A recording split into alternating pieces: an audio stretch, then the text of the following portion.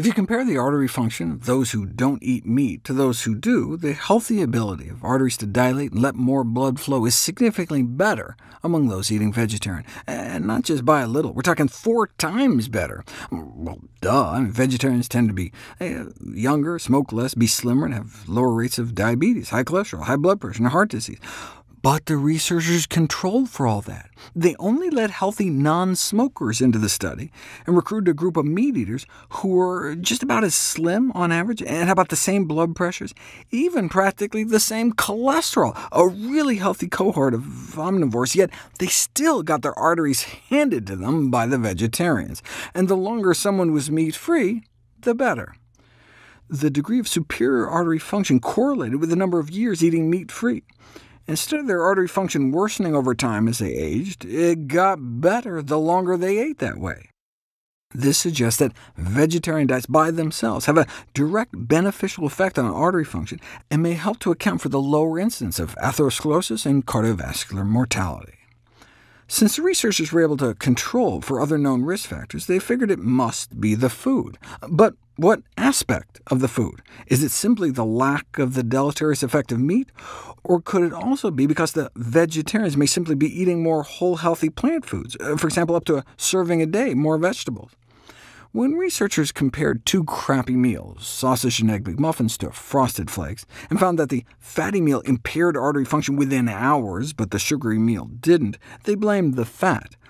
But it may just be the animal fat, since high-fat whole plant foods like nuts don't have the same effect. In fact, if you look at a systematic review of all the randomized controlled trials on the effect of nut consumption on artery function, you find that nuts actually make things better over time. Enough to counter the artery-crippling effects of a salami sandwich? Let's find out. And the answer is yes for walnuts, but no for almonds. Just like there are some fruits that are better than others, like blueberries over bananas, there are some nuts that are better than others, and walnuts appear to be the blueberries of nuts. What about the blueberry of berries? Blueberries themselves. A randomized controlled crossover trial of cooked blueberries, raw blueberries, or no blueberries at all. If you feed people buns made of white flour, eggs, butter, and salt, and fill them mostly full of sugar and eggs, you get a gradual drop in artery function over the next 6 hours. But add the equivalent of a cup of wild blueberries to that same bun, and you instead get a big boost in artery function, almost as if you had just mixed the blueberries with water. About the same amount of strawberries failed to rescue artery function from the likes of 2 cheese blintzes with whipped cream, a sugary syrup, egg, and bacon, but that is quite the heavy load to bear. What about acai berries versus a meal with a similar amount of fat? 1½ frozen smoothie packs with half a small banana in water were able to significantly rehabilitate arterial function compared to a control smoothie with the same banana and water colored to look like the acai one, though obviously would have tasted differently. This group of researchers went all out, though, and performed a double-blind randomized control trial with raspberries, measuring artery function after 2 hours, then 24 hours after drinking about 3/4 of a cup of frozen red raspberries blended with water, or about 1.5 cups, versus a placebo drink meant to match both color and taste. The fake berry drink had no effect on artery function, but the other 2 did.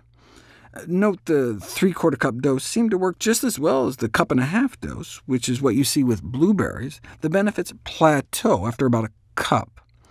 The bottom line is that consumption of dietarily achievable amounts of red raspberries acutely improves artery function for up to 24 hours. You say, yeah, but by the end of the day, you're only up like 1%. But at a population level, each 1% increase is associated with a 12% reduction in risk of a cardiovascular event, like a heart attack or stroke, all from just having a berry smoothie. What about berry juice? 5 different concentrations of cranberry juice were used, along with a placebo control, evidently indistinguishable in color and taste. The 25% cranberry juice drink gave a little bump at 2 hours. The 50% juice was still working 8 hours later. The 75% juice, the one that was nearly pure juice, and the ultra-concentrated juice also improved artery function within hours of consumption. But this, like that last raspberry study, just involved straight berries without some artery-crushing meal. Would berry juice be able to stop artery dysfunction caused by a high-fat meal this unhealthy, squeezing down artery function within hours? Researchers created a cocktail of grapes, lingonberry, blueberry, strawberry, and black aronia berry, and were able to turn this into this. No significant change after the high-fat meal. Of course, if you had just drunk those berries alone, you'd probably get an improvement, but it's better than nothing. Well, what about something a little less exotic than black aronia berries? What about OJ? Participants were provided a high-fat meal of ham and cheese croissants, along with either a cup of water, orange juice, green tea, or red wine. The arteries didn't much like the croissants, and OJ was useless, as was the green tea and red wine, so it's probably best not to eat ham and cheese croissants in the first place. In fact, drinking orange juice with a fatty meal could actually make things worse. If you give people bacon and cheese muffins with or without orange juice, the OJ can lead to a prolongation of elevated fat in the blood, as your body preferentially burns for energy all the rapidly absorbed free sugars in the juice, meaning sugars not encased in cell walls, as in those in whole fruit.